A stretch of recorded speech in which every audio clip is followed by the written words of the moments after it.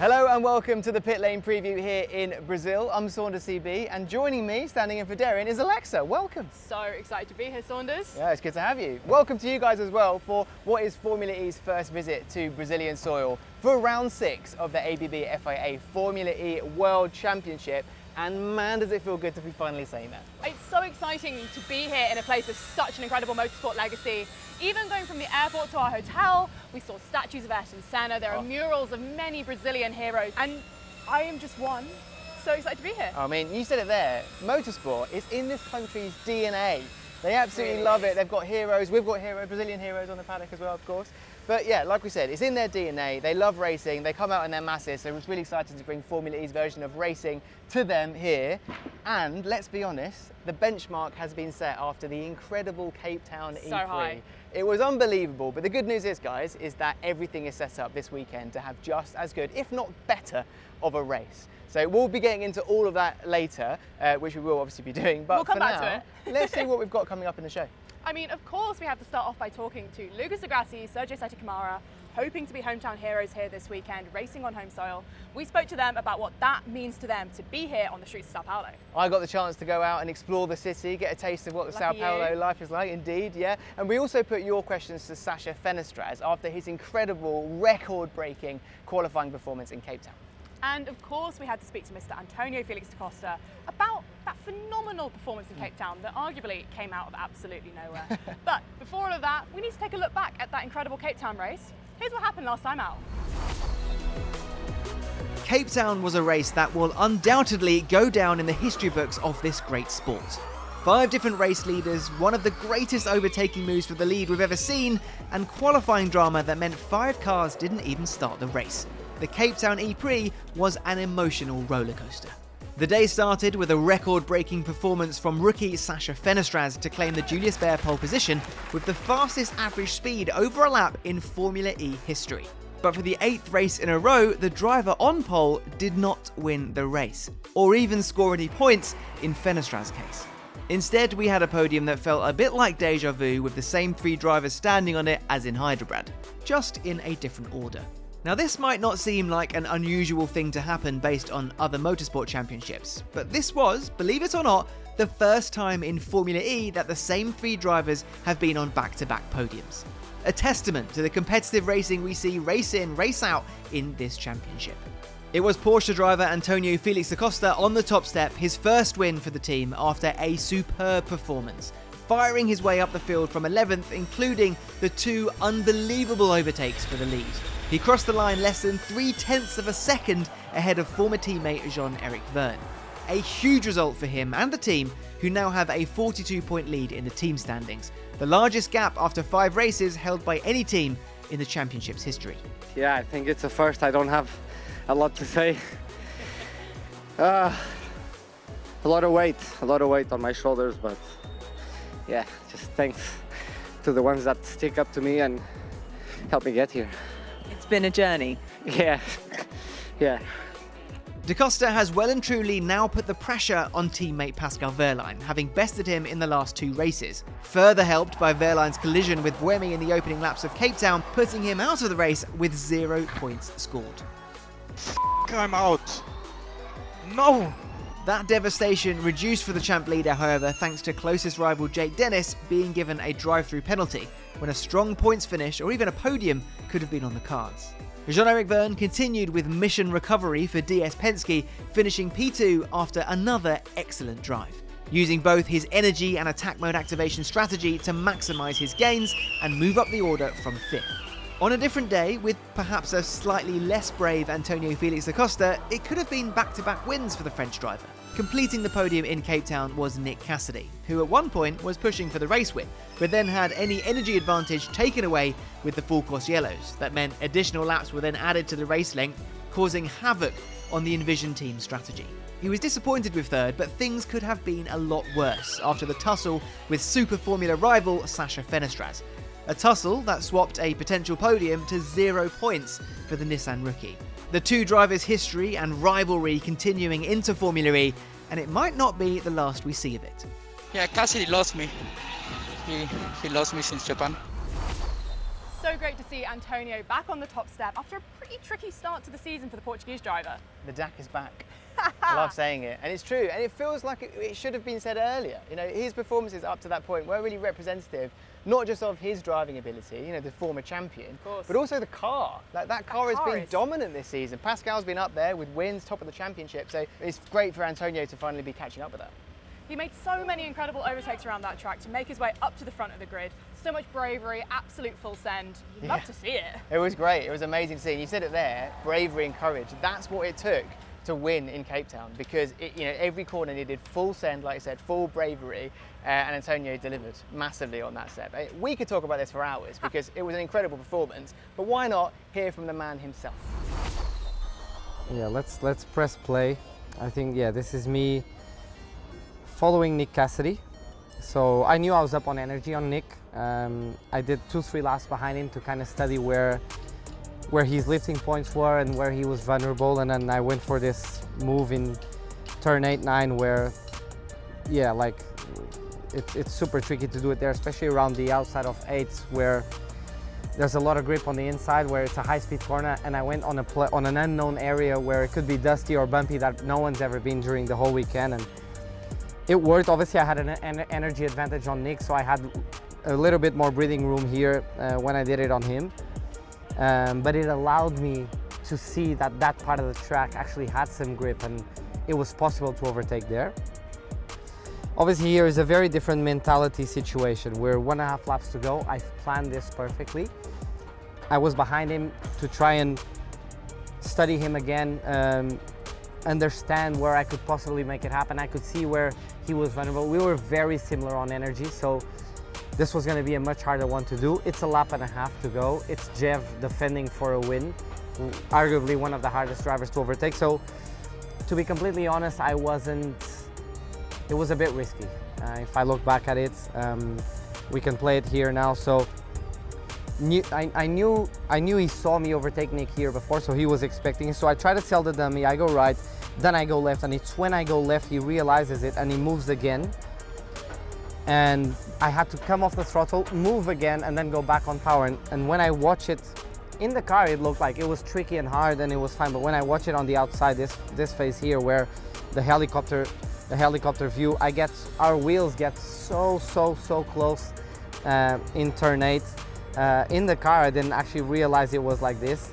And then I have to give some credit to Jeff, because once we go into 9, he understands that it's on him to avoid the contact. I mean, it's on me to create this tricky situation for the both of us, but he was very clever to say, okay, if I don't give him room now, we will both crash. So credit to him for, you know, being slightly more calm than me and realizing that. Looking back at this now, it was a bit of a risky move to make, and you know, and I did go home and rethink it a little bit. Like, I was so blind for the win, I was so committed that my engineer is actually giving me some information on the leading laps to this moment, to watch my energy, which I wasn't doing, to keep it safe, keep it on the track, which those messages just came straight in and back out so quickly that I just really wanted to win that race. And part of me is happy, because to have that fire is important, but the brain needs to be stronger than the heart and control these emotions. And I don't think I did a perfect job at that. Obviously perfect, we're here now, everything went well. I pulled a great move to win a race, but it was a risky one.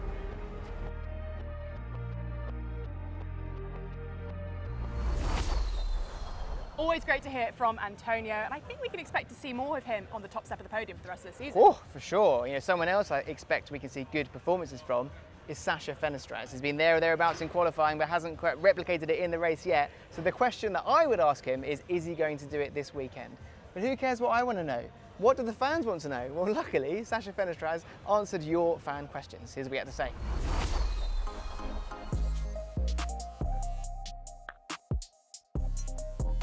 It's a very different car to drive, especially everything that I was experienced before back in Japan, for example, where, I mean, it's a different philosophy, you know, it's a lot of downforce, a lot of new tires, a lot of fuel burn, and etc. So it's a different philosophy of championship, but the car itself to drive is very different. We have a bit of a heavier car here, let's say less grip, kind of similar power.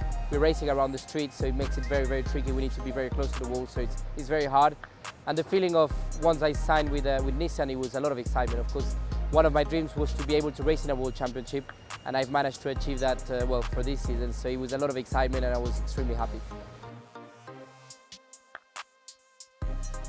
Race at home. Home is Cordoba in Argentina, or even Argentina would be great. Buenos Aires. Formerly used to race there in Buenos Aires before. It would be a dream for me to go back there, as it's my home country. I love it. So my dream destination for next year, hopefully in the future, will be Argentina.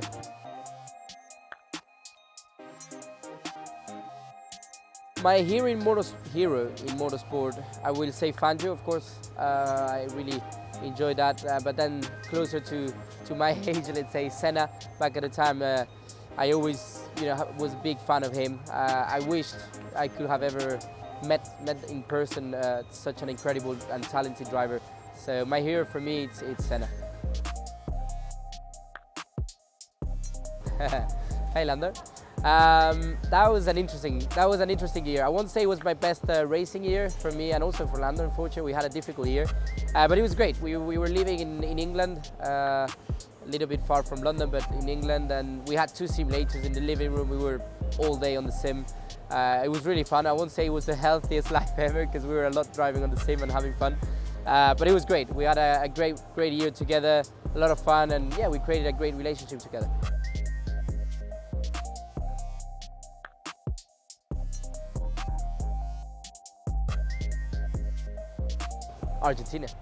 Argentina. In football, right? Yeah, Argentina. I always cheer from Argentina, even though my whole team is French and they hate me. Back in Cape Town, I arrived with the Argentinian shirt and everything. But yeah, I've always cheered for Argentina in the World Cup, and I will continue supporting them. Unfortunately, I didn't have a lot of good races with good finishes. But I would say Cape Town, of course, achieving my first pole position in such a championship and the second youngest ever, pole seater in Formula E history. That was quite a cool thing to have. So I'll definitely say Cape Town at the moment. My favorite food, it's in Argentina. It's asado. Basically it's a huge barbecue. You have like 12 to 15 different type of meat pieces and etc.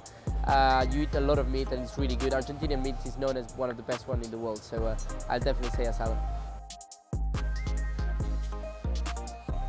He's a great guy, definitely Norman. It's a great guy, great teammate. We share everything. We communicate a lot. We don't hide anything. We know what we want in the team. We want to improve everything and we want to move forward together as a team. So it's a very good teammate, and I'm enjoying a lot working together. I'm trying to push him to do some training, physical training. He's not a fan of it, so doing some training camps every now and then. He's getting better at it. Thank you so much to Sacha for answering those fan questions, and thank you for sending them in. So, Saunders, it's Formula E's first time here in Brazil, but is it yours? It is, and I'm really excited to come here because it's been really high on my travel bucket list for, it's pretty much as long as I can remember. So yeah, great to be here, and I got the wonderful opportunity to be able to get out in the city yesterday and explore it a little bit, and let me tell you, it did not disappoint. I don't suppose you would have filmed on a little VT for us whilst you're out, did you? I just might have. Let's take a look.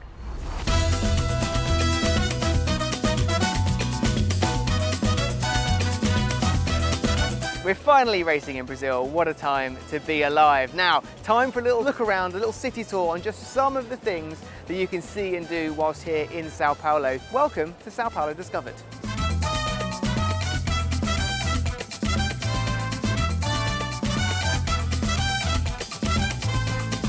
So starting our tour in the very heart of the city, we have the SãO Paulo Metropolitan Cathedral. Now this is one of the largest neo-Gothic buildings in the world and definitely one of the most iconic landmarks in the city.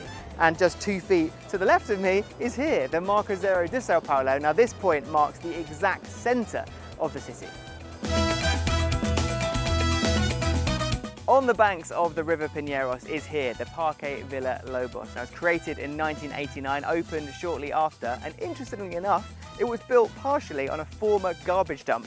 Although you wouldn't know it because it has undergone a huge transformation since then. And now it's a hub for sports and activities for all the ages, where you can do things like play football, play basketball, play tennis. If you're into your cycling, you can cycle around the cycle path, and there's even a vegetable garden. So not far from the cathedral is the huge Mercado Municipal, where you can find just about anything from exotic fruits and vegetables, cured meats, fish, cheese, cakes and pastries, herbs and spices, cocktails and everything in between. So the next stop on the city tour is Paulista Avenue. Now this is one of the most culturally important areas in the city because it's where you'll find things like TV and radio stations, cafes and galleries. Street art can be found all over the city, especially in trendy neighbourhoods like where we are now, Villa Maddalena, and this outdoor gallery known locally as Batman Alley. It's vibrant, it's colourful, it's cultural, there's something for everyone, and here is where SãO Paulo's finest graffiti artists come and share their work. So we've come to the end of our whistle-stop tour of SãO Paulo. Make sure to tune into the race action. Will be taking place just over there behind me come Saturday. The sun might be setting now, but only half the story has been told because at night, this city comes alive, not least with the sights and sounds of samba.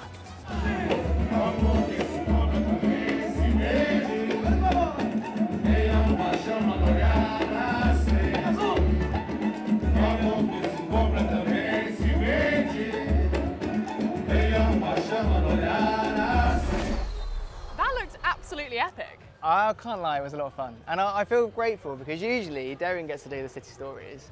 So yeah, it was cool to be able to get out there. So Darren, if you ever want to miss any more, then feel free, or perhaps we could do them together because yeah, I had a lot of fun, it was good. Moving on, of course, whilst we're here in Brazil, we had to speak to Lucas de Grassi and Sergio Sete Camara, hoping to be hometown heroes here this weekend. Let's see what their thoughts are on getting to race on the streets of Sao Paulo. So Lucas, you've been, of course, in Formula E for many, many years now, and finally we get to race in Brazil. I know you've been doing things to try to get this race for a long time. Actually, we almost had the race in your place, in Belo. Minas. Yeah, actually there's a track there already designed. There is actually 2 tracks here in São Paulo, and the first ever track that we announced was Rio. Rio, I remember. Because they destroyed the racing track there. Jacarepaguá. You were too young, but I raced there in Formula 4, like Formula Renault. And it was an amazing track. They destroyed because of the Olympic Games with the promise they're going to build something else that they never built anything. So to have a race here, I think is amazing. And good for Formula E, good for us. You have still another 15 years of Formula E career. You're going to enjoy hopefully 15 years of São Paulo E-Prix.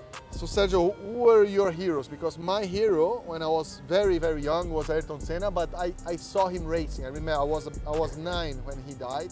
Who was yours? So, of course, there's a big influence from Senna, but as you said, I didn't watch him race or anything. The people who really influenced me... When you were born? I was born in '98, oh, right. So that's already 4 years after he passed away. And the people which really influenced me were Massa and Felipe and Rubens Barrichello, because I was watching them. And you raced with Felipe in Formula E, no? No, oh yes, I did on season 6. In Berlin. I think he did 5 and 6.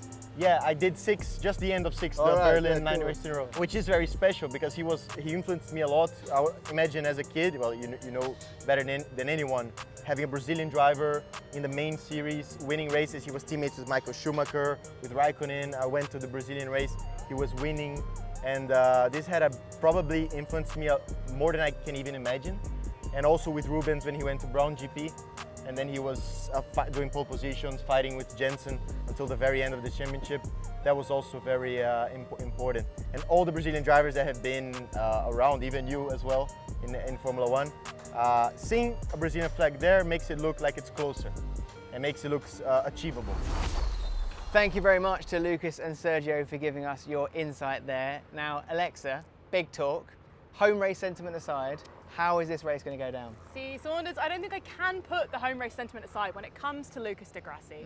The man knows how to race in South America. He's had 5 podiums here before, but never made it to the top step. Love it. Mahindra have had a tricky start to the season, but Lucas just knows how to pull it out of the bag, so I'm going to be keeping an eye on him this weekend. It's a good shout actually, because he does something with home races, or things that he can call home races, you know, team home races or closer to his home race. So yeah, I think that's a really good shout. He could be doing well. But having said that, you can't ignore the storyline. The story, the plot is there. You know, Porsche have been dominant, they've been very good, they look very dangerous, very competitive.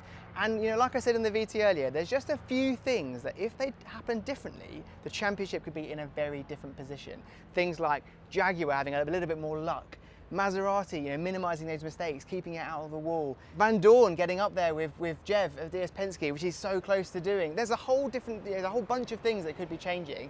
And if those things go the right way for those teams and drivers, we could be looking at a very different championship. It'll be super spicy if that happens. But I do want to still look at the last couple of races because I think one team that hasn't been getting enough credit is Envision. Nick Cassidy's been on the podium for the last 2 rounds, not quite on the top step yet. Sebastian Buemi's had a pole, he's been doing super well in that car. I think they're a team to watch out for this weekend. That is a phenomenal shout. Because I think, unfortunately, considering they've been putting such good performances in, being there, getting points, getting podiums, and they're even now second in the team standings as well, Envision have sort of gone quietly. Fairly you know, quiet. the discussions have been about Porsche and the other the big drivers, former champions, that sort of thing. So yeah, Envision are up there and they're doing very well. So could we see another one on the podium this weekend? I certainly think we could. Ooh, love it, love it. Well, that is it for the pit lane preview for this week. Thank you very much for joining us. Make sure to stay tuned to all of the rest of the content coming out throughout the race week, and head over to FIAFormulaE.com/watch to find out exactly where you can watch the race in the country that you're in. But for now, all that leaves us to say is thank you for watching, and we'll see you on race day on Saturday. See you then.